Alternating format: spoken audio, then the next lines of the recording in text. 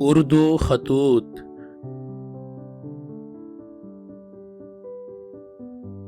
اقبال کے خطوط۔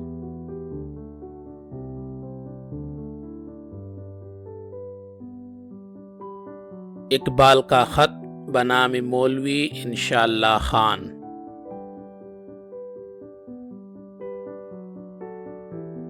مولوی محمد انشاءاللہ خان لاہور کے مشہور صحافی، مورخ اور مصنف تھے۔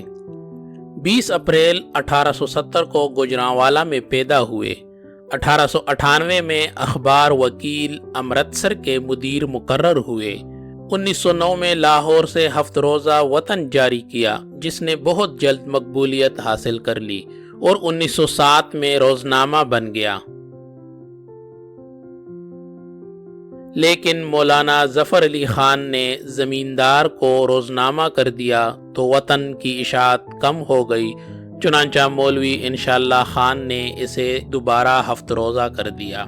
1928 میں مولوی صاحب کا انتقال ہو گیا۔ 2 سال بعد وطن بھی بند ہو گیا۔ مولوی صاحب نے اپنی صحافتی مصروفیات کے ساتھ ساتھ تصنیف و تالیف کا کام بھی جاری رکھا۔ بست سالہ عہد حکومت سلطان عبدالحمید خان، تاریخ خاندان عثمانیہ، ترکی کی موجودہ حالت، مظالم آرمینیہ، تاریخ حجاز ریلوے، ترجمہ مقدمہ ابن خلدون اور محاربات پیلونیا ان کی اہم تصنیفات ہیں۔ مولوی انشاءاللہ خان علامہ اقبال کے بے تکلف دوستوں میں سے تھے۔ اس بے تکلفی کا اندازہ وطن کی بہنوں والے معروف لطیفے سے لگایا جا سکتا ہے۔ فقیر سید وحید الدین کی روایت ہے کہ مولوی صاحب اکثر علامہ اقبال کے ہاں آیا جایا کرتے تھے۔ ان دنوں علامہ اقبال انارکلی میں رہتے تھے۔ انارکلی میں کشمیری طوائفیں بھی رہتی تھیں۔ میونسپلٹی نے ان کے لیے دوسری جگہ تجویز کی تھی، چنانچہ وہاں سے اٹھوا دیا تھا۔ اس زمانے میں مولوی انشاءاللہ خان کئی مرتبہ علامہ اقبال سے ملنے گئے، لیکن ہر مرتبہ یہی معلوم ہوا کہ علامہ باہر گئے ہوئے ہیں۔ اتفاق سے ایک دن جو گئے تو علامہ گھر پر موجود تھے۔ مولوی صاحب نے کہا، ڈاکٹر صاحب، جب سے طوائفیں انارکلی سے اٹھوا دی گئی ہیں، آپ کا دل بھی یہاں نہیں لگتا۔ حضرت علامہ نے جواب دیا، مولوی صاحب، آخر وہ بھی تو وطن کی بہنیں ہیں۔ روزگار فقیر، لاہور۔ 1905 میں علامہ اقبال نے اعلیٰ تعلیم کے حصول کے لیے یورپ کا رخت سفر باندھا۔ 1 ستمبر کو لاہور سے بمبئی میل کے ذریعے روانہ ہو کر 2 ستمبر کی صبح دلی پہنچے۔ اگلے روز وہاں سے رخصت ہو کر بمبئی گئے اور بمبئی سے ملوجہ نامی بحری جہاز کے ذریعے یورپ روانہ ہو گئے۔ ذیل کے 2 خطوط اسی سفر کی رویداد پر مشتمل ہیں۔ غالباً اسی مقصد کے تحت لکھے گئے تھے کہ اخبار میں چھاپے جائیں اور قارئین کی معلومات و دلچسپی کا باعث بنے۔ چنانچہ دونوں خط ہفت روزہ وطن میں شائع ہوئے۔ یہ خطوط مقالات اقبال مرتبہ سید عبدالواحد میں بھی شامل ہیں، لیکن سید عبدالواحد صاحب کا نقل کردہ متن قدرے مختلف ہے۔ مخدوم مکرم مولوی صاحب، السلام علیکم۔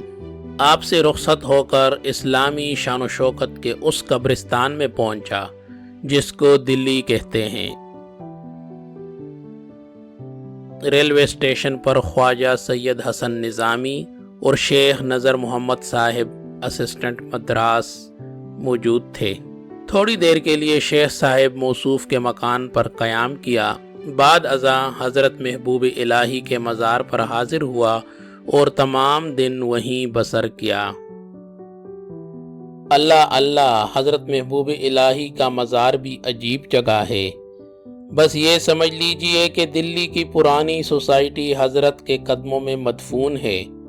خواجہ حسن نظامی کیسے خوش قسمت ہیں کہ ایسی خاموش اور عبرت انگیز جگہ میں قیام رکھتے ہیں۔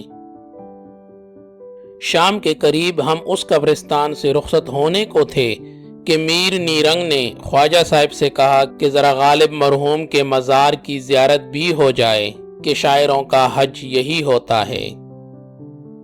خواجہ صاحب موصوف ہم کو قبرستان کے ایک ویران سے گوشے میں لے گئے جہاں وہ کنج معانی مدفون ہے جس پر دلی کی خاک ہمیشہ ناز کرے گی۔ حسن اتفاق سے اس وقت ہمارے ساتھ ایک نہایت خوش آواز لڑکا تھا جس کا نام ولایت تھا۔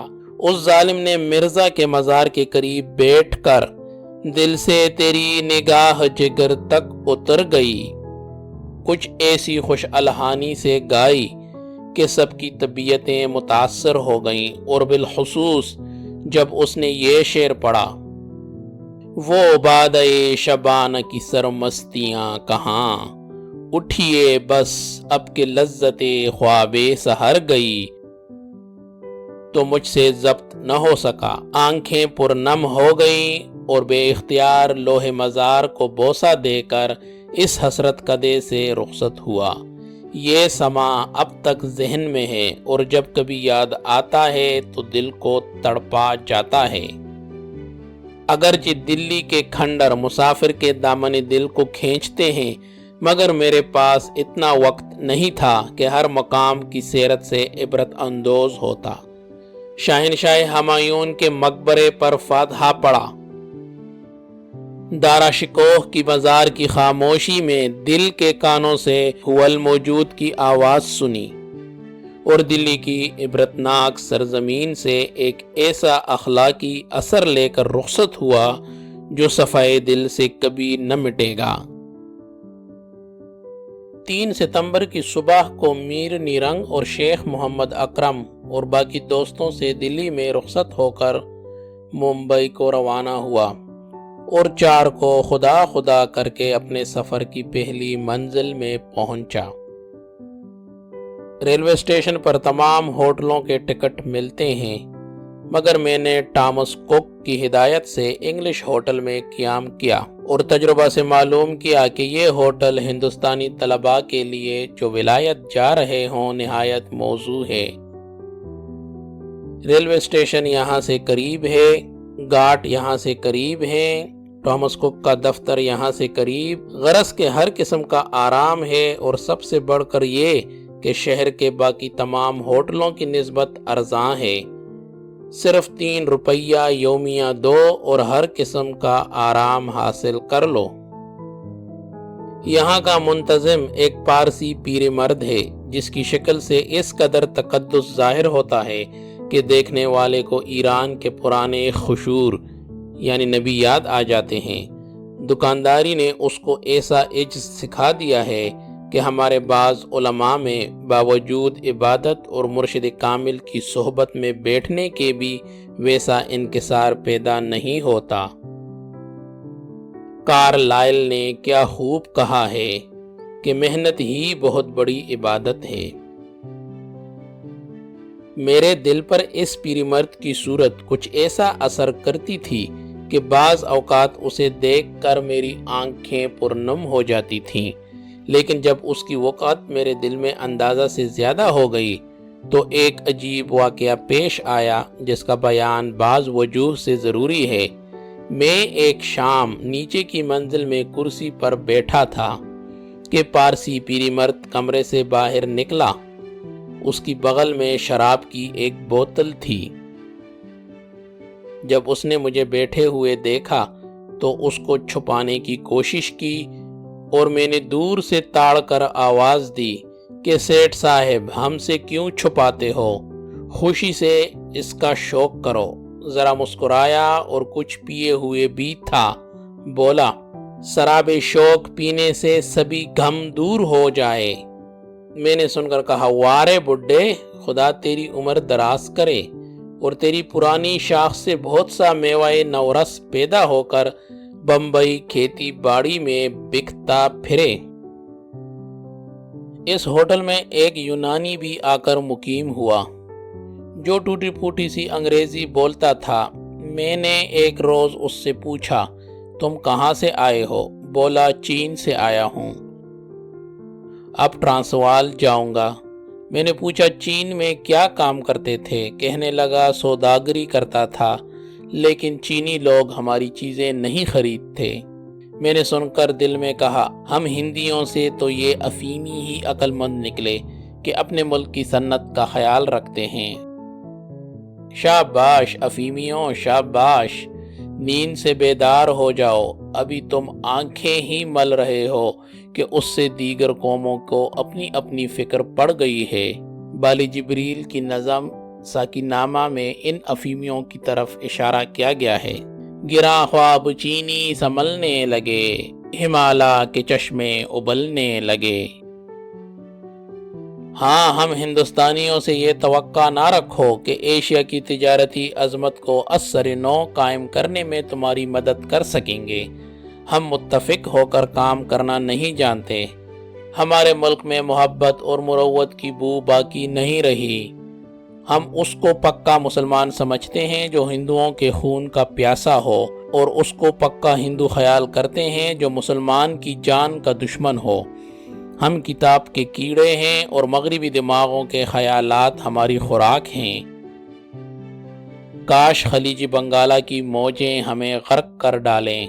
مولوی صاحب میں بے اختیار ہوں، لکھنے تھے سفر کے حالات اور بیٹھ گیا ہوں واز کرنے، کیا کروں؟ اس سوال کے متعلق تاثرات کا ہجوم میرے دل میں اس قدر ہے کہ بسا اوقات مجھے مجنون سا کر دیا اور کر رہا ہے۔ ایک شب میں کھانے کے کمرے میں تھا کہ دو جنٹل مین میرے سامنے آ بیٹھے۔ شکل سے معلوم ہوتا تھا کہ یورپین ہیں، فرانسیسی میں باتیں کرتے تھے۔ آخر جب کھانا کھا کر اٹھے تو ایک نے کرسی کے نیچے سے اپنی ترکی ٹوپی نکال کر پہنی، جس سے مجھے یہ معلوم ہوا کہ یہ کوئی ترک ہے۔ میری طبیعت بہت خوش ہوئی اور مجھے یہ فکر پیدا ہو گئی کہ کسی طرح ان سے ملاقات ہو۔ دوسرے روز میں نے خواہ مخواہ باتیں شروع کی۔ یورپ کی اکثر زبانیں سوائے انگریزی کے جانتا تھا۔ میں نے پوچھا فارسی جانتے ہو؟ بولا بہت کم۔ پھر میں نے فارسی میں اس سے گفتگو شروع کی، لیکن وہ نہ سمجھتا تھا۔ آخر بمجبوری ٹوٹی پھوٹی عربی میں اس سے باتیں کی۔ یہ نوجوان ترک ینگ ٹرک پارٹی سے تعلق رکھتا ہے اور سلطان عبدالحمید کا سخت مخالف ہے۔ باتوں باتوں میں مجھے معلوم ہوا کہ شاعر بھی ہے۔ میں نے درخواست کی کہ اپنے شعر سناؤ۔ کہنے لگا میں کمال بے، ترکی کا سب سے بڑا مشہور زندہ شاعر کا شاگرد ہوں اور اکثر پولیٹیکل معاملات پر لکھا کرتا ہوں۔ کمال بے کے جو اشعار اس نے سنائے سب کے سب نہایت عمدہ تھے، لیکن جو شعر اپنے سنائے وہ سب کے سب سلطان کی ہجو میں تھے۔ ان میں سے ایک شعر یہاں درج کرتا ہوں۔ ظلم و جورن تو سفوجا بر ملت مہو الیور، آدمیت ملک ملت دشمنی عبدالحمید۔ یعنی کبیر ظلم و جور نے تمام قوم کو مٹا دیا ہے۔ عبدالحمید آدمیت اور ملک و قوم سب کا دشمن ہے۔ اس مضمون پر اس سے بہت گفتگو ہوئی اور میں نے اسے بتایا کہ ینگ پارٹی کو انگلستان کی تاریخ سے فائدہ اٹھانا چاہیے، کیونکہ جس طریقے سے رعایا انگلستان نے بتدریج اپنے بادشاہوں سے پولیٹیکل حقوق حاصل کیے ہیں، وہ طریق سب سے عمدہ ہے۔ بڑے بڑے عظیم الشان انقلابوں کا بغیر کشت خوں کے ہو جانا، یہ کچھ خاک انگلستان ہی کا حصہ ہے۔ ایک روز سر شام میں اور یہ ترک جنٹل مین بمبئی کا اسلامیہ مدرسہ دیکھنے چلے گئے۔ وہاں اسکول کی گراؤنڈ میں مسلمان طلبہ کرکٹ کھیل رہے تھے۔ ہم نے ان سے ایک کو بلایا اور اسکول کے متعلق بہت سی باتیں اس سے دریافت کی۔ میں نے اس طالب علم سے پوچھا کہ انجمن اسکول کو کالج کیوں نہیں بنا دیتی؟ کیا فنڈ نہیں ہے یا کوئی اور وجہ؟ اس نے جواب دیا کہ فنڈ تو موجود ہے اور اگر ضرورت ہو تو ایک آن میں موجود ہو سکتا ہے، کہ خدا کے فضل و کرم سے یہاں بڑے بڑے متمول مسلمان موجود ہیں، مگر مشکل یہ ہے کہ مسلمان طلبہ پڑھنے نہیں آتے ہیں۔ اس کے علاوہ اور اچھے اچھے کالج بمبئی میں موجود ہیں اور جیسی تعلیم ان میں ہوتی ہے ویسی سردست ہم یہاں دے بھی نہیں سکتے۔ یہ جواب سن کر میں بہت خوش ہوا۔ میرا خیال تھا کہ بمبئی جیسے شہر میں مسلمانوں کا کالج ضرور ہوگا، کیونکہ یہاں کے مسلمان تمول میں کسی اور قوم سے پیچھے نہیں ہیں۔ لیکن یہاں آ کر معلوم ہوا کہ تمول کے ساتھ ان میں عقل بھی ہے۔ ہم پنجابیوں کی طرح احمق نہیں، ہر چیز کو تجارتی نگاہ سے دیکھتے ہیں اور نفع نقصان پر ہر پہلو سے غور کر لیتے ہیں۔ غرض کہ بمبئی خدا اسے آباد رکھے عجیب شہر ہے۔ بازار کشادہ، ہر طرف پختہ سرب فلک عمارتیں ہیں کہ دیکھنے والے کی نگاہ ان سے خیرہ ہوتی ہے۔ بازاروں میں گاڑیوں کی آمد و رفت اس قدر ہے کہ پیدل چلنا محال ہو جاتا ہے۔ یہاں ہر چیز مل سکتی ہے۔ یورپ امریکہ کے کارخانوں کی کوئی چیز طلب کرو فوراً ملے گی۔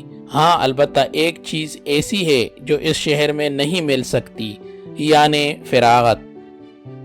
یہاں پارسیوں کی آبادی 80-90 ہزار کے قریب ہے، مگر ایسا معلوم ہوتا ہے کہ تمام شہر ہی پارسیوں کا ہے۔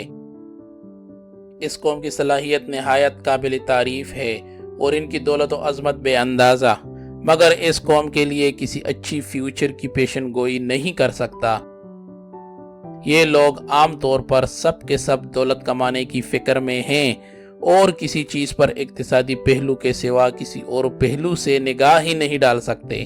علاوہ اس کے نہ کوئی ان کی زبان ہے نہ ان کا لٹریچر ہے، اور ترا یہ کہ فارسی کو نفرت اور حقارت کی نگاہ سے دیکھتے ہیں۔ افسوس یہ لوگ فارسی لٹریچر سے غافل ہیں، ورنہ ان کو معلوم ہوتا کہ ایرانی لٹریچر میں عربیت کو فی الحقیقت کوئی دخل نہیں ہے، بلکہ زردشتی رنگ اس کے رگ و ریشے میں ہے اور اسی پر اس کے حسن کا دارومدار ہے۔ میں نے اسکول کے پارسی لڑکوں لڑکیوں کو بازار میں پھرتے دیکھا، چستی کی مورتیں تھیں، مگر تعجب ہے کہ ان کی خوبصورت آنکھیں 80% کے حساب سے اینک پوش تھیں۔ دریافت کرنے پر معلوم ہوا کہ اینک پوشی پارسیوں کا قومی فیشن ہوتا جاتا ہے۔ معلوم نہیں کہ ان کے قومی ریفارمر اس طرف توجہ کیوں نہیں کرتے۔ اس شہر کی تعلیمی حالت عام طور پر نہایت عمدہ معلوم ہوتی ہے۔ ہمارے ہوٹل کا حجام ہندوستان کی تاریخ کے بڑے بڑے واقعات جانتا تھا، گجراتی کا اخبار ہر روز پڑھتا تھا اور جاپان اور روس کی لڑائی سے پورا باخبر تھا۔ نوروجی دادا بھائی کا نام بڑی عزت سے لیتا تھا۔ میں نے اس سے پوچھا نوروجی انگلستان میں کیا کرتا ہے؟ بولا حضور کالوں کے لیے لڑتا ہے۔ ہوٹل کے نیچے مسلمان دکاندار ہیں، میں نے دیکھا ہر روز گجراتی اخبار پڑھتے تھے۔ میں نے ایک روز ان سے پوچھا تم اردو پڑھ سکتے ہو؟ کہنے لگے نہیں، سمجھ سکتے ہیں، پڑھنا نہیں جانتے۔ میں نے پوچھا کہ جب مولوی تمہارے نکاح پڑھاتا ہے تو کون سی زبان بولتا ہے؟ مسکرا کر بولا اردو۔ یہاں پر ہر کوئی اردو سمجھ سکتا ہے اور ٹوٹی پھوٹی بول بھی لیتا ہے۔ ہمارے ہوٹل کا سیٹ، وہی بوتل والا پیر مرد، کبھی ہندوستان نہیں گیا مگر اردو خاصی بولتا تھا۔ میں بمبئی یعنی باپ لندن کی کیفیت دیکھ کر حیران ہوں۔ خدا جانے لندن کیا ہوگا جس کا دروازہ ایسا عظیم الشان ہے، اچھا دیدہ خواہد شد۔ 7 ستمبر کو 2 بجے ہم وکٹوریا ڈاک گھاٹ پر پہنچے، جہاں مختلف کمپنیوں کے جہاز کھڑے ہیں۔ اللہ اکبر، یہاں کی دنیا ہی نرالی ہے۔ کئی طرح کے جہاز اور سینکڑوں کشتیاں ڈاک میں کھڑی ہیں اور مسافر سے کہہ رہی ہیں کہ سمندر کی وسعت سے نہ ڈر، خدا نے چاہا تو ہم تجھے صحیح سلامت منزل مقصود پر پہنچا دیں گے۔ خیر طبی معائنے کے بعد میں اپنے جہاز پر سوار ہوا۔ لالا دنپت رام وکیل لاہور اور ان کے ایک دوست ڈاکٹر صاحب اس روز حسن اتفاق سے ممبئی میں تھے۔ میں ان کا نہایت سپاسگزار ہوں کہ یہ دونوں صاحب مجھے رخصت کرنے کے لیے ڈاک پر تشریف لائے۔ بہت سے اور لوگ بھی جہاز پر سوار ہوئے اور ان کے دوستوں اور رشتہ داروں کا ایک ہجوم ڈاک پر تھا۔ کوئی 3 بجے جہاز نے حرکت کی اور ہم اپنے دوستوں کو سلام کہتے اور رومال ہلاتے ہوئے سمندر پر چلے گئے، یہاں تک کہ موجیں ادھر ادھر سے آ کر ہمارے جہاز کو چومنے لگیں۔ فرانسیسی قوم کا مذاق اس جہاز کی عمدگی اور نفاست سے ظاہر ہے۔ ہر روز صبح کو کئی آدمی جہاز کی صفائی میں مصروف ہوتے ہیں اور ایسی خوبی اور صفائی کرتے ہیں کہ ایک تنکا تک جہاز پر نہیں رہنے دیتے۔ ملازموں میں مصر کے چند حبشی بھی ہیں جو مسلمان ہیں اور عربی بولتے ہیں۔ جہاز کے فرانسیسی افسر نہایت خوش خلق ہیں اور ان کے تکلفات کو دیکھ کر لکھنؤ یاد آ جاتا ہے۔ ایک روز افسر تختہ جہاز پر کھڑا تھا کہ ایک حسین عورت کا ادھر سے گزر ہوا۔ اتفاق سے یا غالباً ارادتاً یہ عورت اس افسر کے شانے پر ہاتھ رکھتی ہوئی گزری۔ ہمارے نوجوان افسر نے اس توجہ کے جواب میں ایک ایسی ادا سے جنبش کی کہ ہمارے ملک کے حسین بھی اس کی نقل نہیں اتار سکتے۔ کھانے کا انتظام بھی نہایت قابل تعریف ہے۔ میز بھی فرانسیسی تکلف کی گواہی دے رہا ہے، مگر اس جہاز پر ہم ہندوستانیوں کے لیے ایک بڑی دقت ہے، اور وہ یہ کہ جہاز کے تقریباً سب مسافر فرانسیسی بولتے ہیں، انگریزی کوئی نہیں بولتا۔ جہاز کے تمام ملازم فرانسیسی بولتے ہیں اور بعض اوقات ان کو اپنا مطلب سمجھانے میں بڑی دقت ہوتی ہے۔ اگرچہ فرانسیسی جہازوں میں ہر طرح کی آسائش ہے، تاہم میری رائے یہی ہے کہ ہم لوگوں کو انگریزی کمپنیوں کے جہازوں میں سفر کرنا چاہیے۔ ان کے مسافر سب کے سب انگریزی دان ہوتے ہیں، اور علاوہ اس کے مسافروں کی کثرت کی وجہ سے جہاز پر بڑی رونق ہوتی ہے۔ ہمارے اس جہاز میں 60 سے زیادہ مسافر نہیں ہیں۔ ہم لوگ رات کو اپنے اپنے کمروں میں سوتے ہیں اور صبح سے شام تک تختہ جہاز پر کرسیاں بچھا کر بیٹھے رہتے ہیں۔ کوئی پڑھتا ہے، کوئی باتیں کرتا ہے، کوئی پھرتا ہے۔ کیبن میں جہاز کی جنبش کی وجہ سے طبیعت بہت گھبراتی ہے، مگر تختہ جہاز پر بہت آرام رہتا ہے۔ میرے تمام ساتھی دوسرے ہی روز مرض بحری میں مبتلا ہو گئے، مگر الحمدللہ کہ میں محفوظ رہا۔ مجھ سے اکثروں نے دریافت کیا کہ کیا تم نے پہلے بھی بحری سفر کیا ہے؟ میں نے جواب دیا کہ نہیں، تو وہ حیران ہوئے اور کہا کہ تم بڑے مضبوط آدمی ہو۔ بمبئی سے ذرا آگے نکل کر سمندر کی حالت کسی قدر متلاطم تھی۔ خواجہ خضر صاحب کچھ خفا سے معلوم ہوتے تھے۔ اتنی اونچی اونچی موجیں آتی تھیں کہ خدا کی پناہ دیکھ کر دہشت آتی تھی۔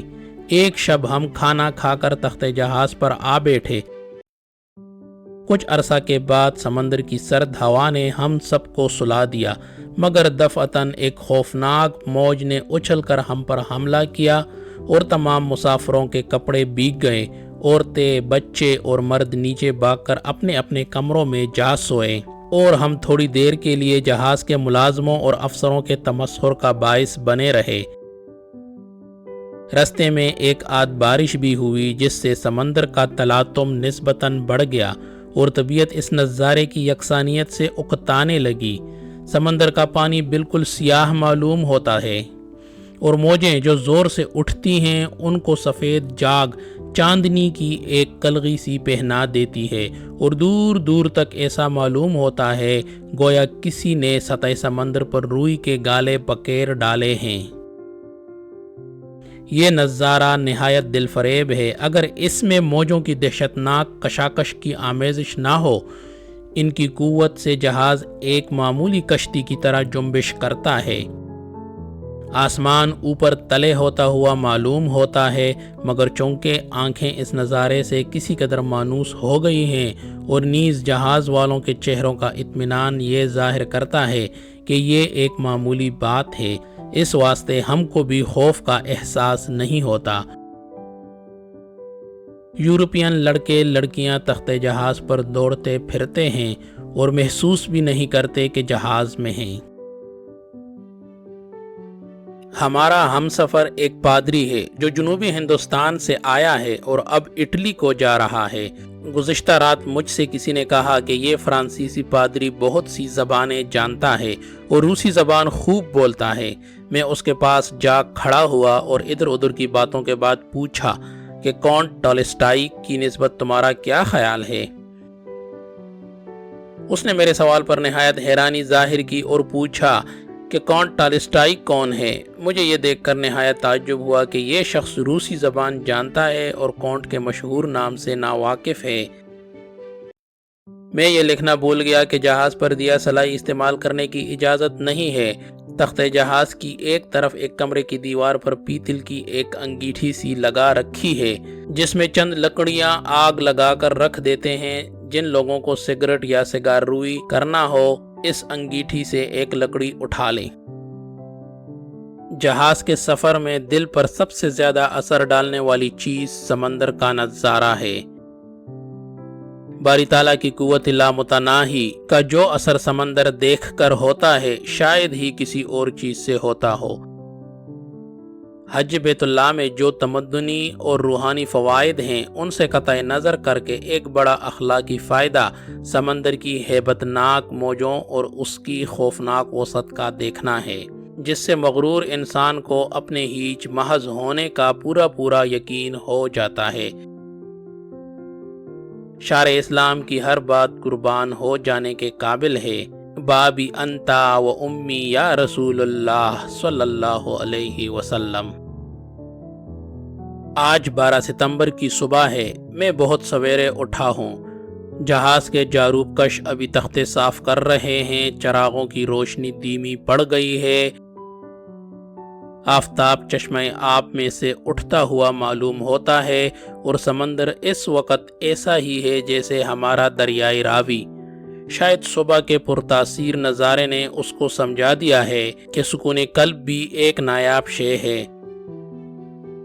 ہر وقت کی الجھن اور بیتابی اچھی نہیں۔ طلوع آفتاب کا نظارہ ایک دردمند دل کے لیے تلاوت کا حکم رکھتا ہے۔ یہی آفتاب ہے جس کے طلوع و غروب کو میدان میں ہم نے کئی دفعہ دیکھا ہے، مگر یہاں سمندر میں اس کی کیفیت ایسی ہے کہ نظار زی جنبیدن مجگاہ گلہ دارد۔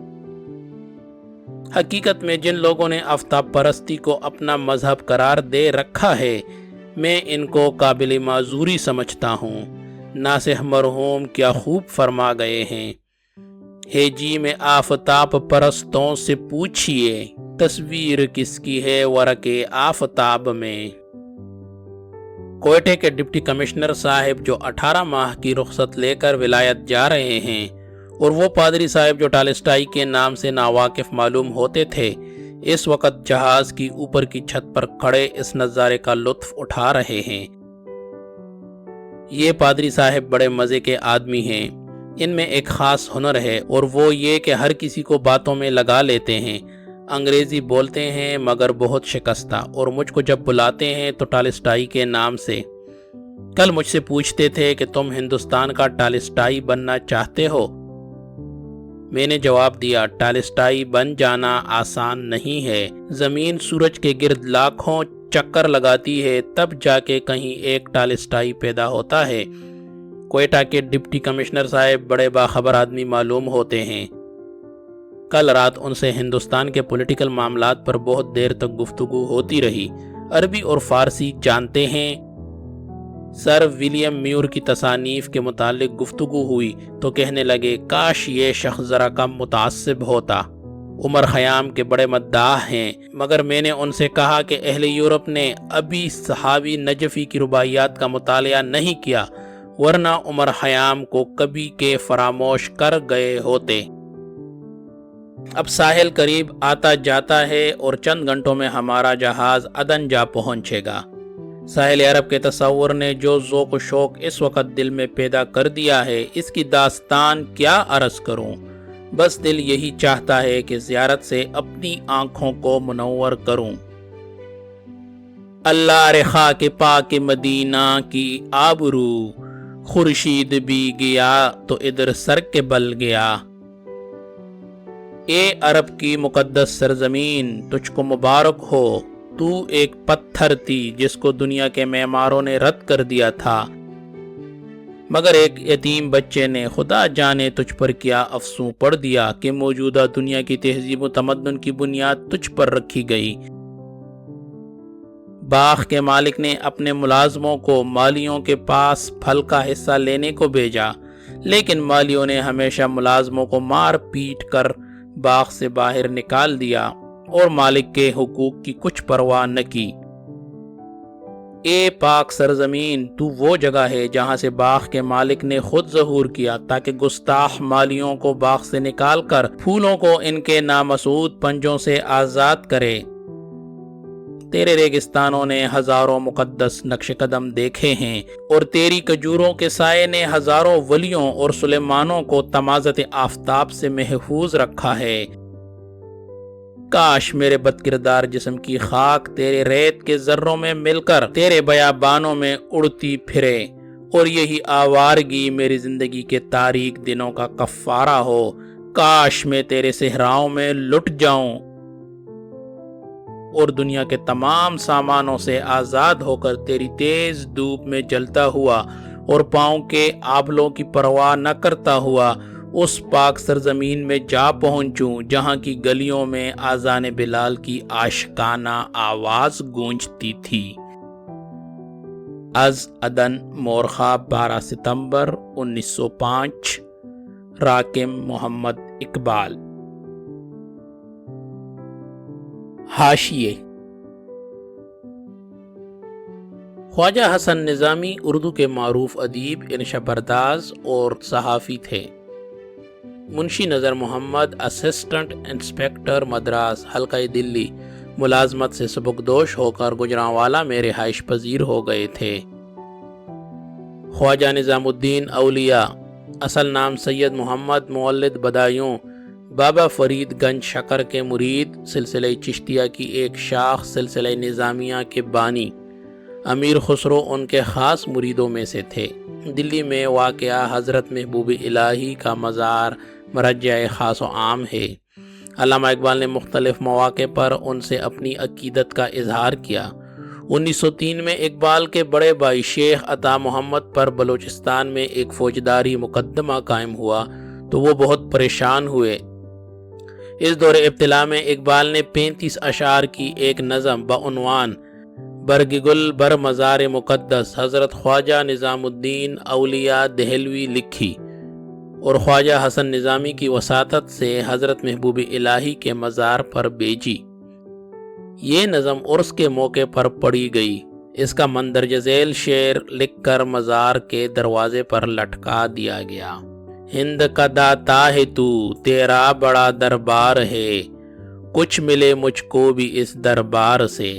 یہ نظم سرود رفتہ میں موجود ہے۔ 1905 میں یورپ روانگی کے موقع پر اقبال نے التجائے مسافر کے عنوان سے ایک اور نظم لکھی اور دلی میں ان کے مزار پر حاضری کے موقع پر مزار کے سرہانے بیٹھ کر پڑھی۔ یہ نظم بانگ درا میں موجود ہے۔ سید غلام بیگ نیرنگ امبالہ کے معروف قومی کارکن، ادیب اور شاعر تھے۔ گورنمنٹ کالج لاہور میں تعلیم پائی۔ اقبال کے قدیم ترین دوستوں میں سے تھے۔ 1909 سے 1920 تک امبالے میں سرکاری وکیل رہے۔ نیرنگ نے اصلاحی، ملی، اسلامی اور تعلیمی اسکیموں میں ہمیشہ پرجوش حصہ لیا۔ قیام پاکستان کے بعد لاہور آ گئے۔ 1952 میں یہیں انتقال کیا۔ شاعری کے 2 مجموعے کلامی نیرنگ اور غبار افق ان کی یادگار ہیں۔ شہنشاہ نصیر الدین ہمایون کا مقبرہ بھی حضرت خواجہ نظام الدین اولیاء کی درگاہ میں واقع ہے۔ دارا شکوہ شاہ جہان کا سب سے بڑا اور چہیتا بیٹا، مصنف، شاعر اور خوشنویس۔ دارا شکوہ نے کئی کتابیں لکھی۔ اسے ہندو مت سے بہت شوق تھا۔ اس کی تصنیف مجمع البحرین بقول شیخ محمد اکرم مسلمان صوفیوں اور ہندو یوگیوں کے عقائد کا مجموعہ ہے۔ اسرار خودی میں دارا شکوہ کے بارے میں شعر ملتے ہیں۔ اس خط میں علامہ اقبال نے هو الموجود کی آواز سے اس امر کی طرف اشارہ کیا کہ دارا شکوہ وحدت وجود کا قائل تھا۔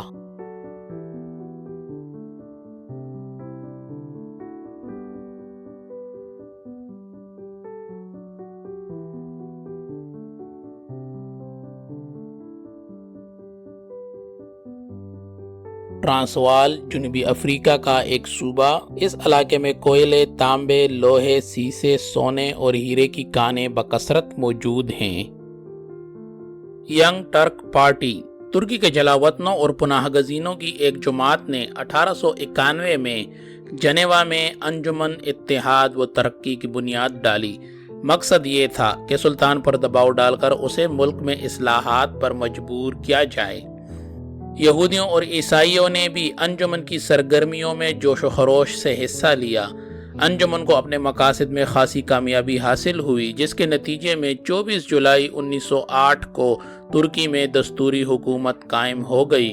انجمن کے افراد نوجوان ترک کہلاتے تھے۔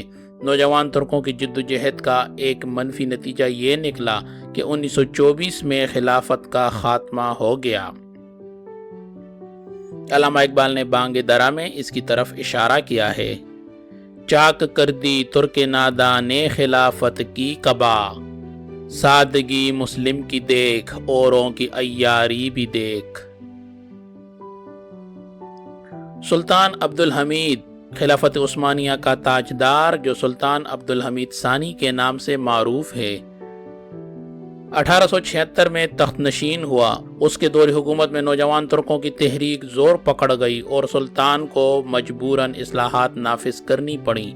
برسر اقتدار آنے پر نوجوان ترکوں نے سلطان عبدالحمید کو برطرف کر دیا۔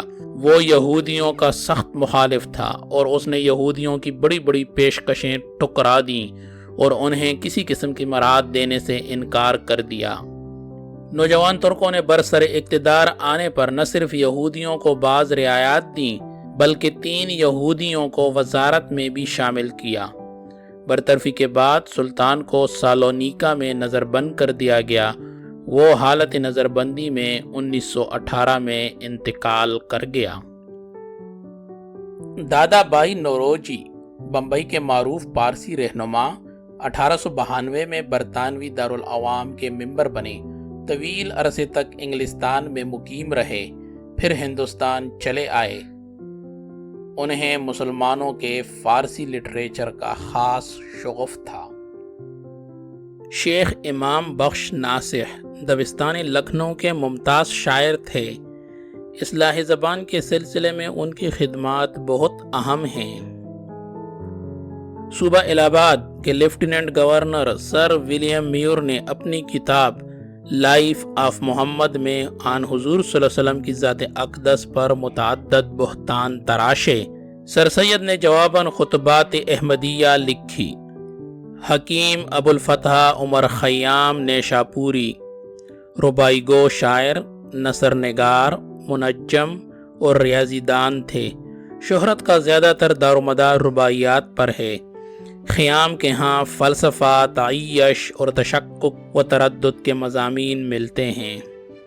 ابو سعید صحابی وطن استراباد جرجان 40 برس نجف اشرف میں گزارے۔ عصری فنون میں یدی طولہ رکھتے تھے، متدین اور متقی شخص تھے۔ قادر الکلام شاعر تھے مگر دیوان ضائع کر دیا، تاہم غزلیات کا مجموعہ دستیاب ہے۔ شاید علامہ اقبال نے صحابی کو خیام پر اس لیے ترجیح دی کہ عمر خیام کے تشکک، مینوشی اور خود فراموشی کے مقابلے میں صحابی کے ہاں اخلاقی، متصوفانہ اور عارفانہ مضامین ملتے ہیں۔ مولانا شبلی نے بھی صحابی کی قادر الکلامی اور مضمون آفرینی کو سراہا ہے۔ علامہ اقبال کی دیرینہ آرزو تھی کہ حج بیت اللہ کی سعادت نصیب ہو اور روضہ نبوی پر حاضری کا موقع ملے۔ عمر کے آخری حصے میں اس آرزو میں حسرت کا رنگ پیدا ہو گیا۔ ارمغان حجاز کی رباعیات اس زمن میں حضرت علامہ کے احساسات کی بہترین ترجمان ہیں۔ اس طرح کے جذبات سر اکبر حیدری کے نام ایک خط میں بھی ظاہر کیے گئے ہیں۔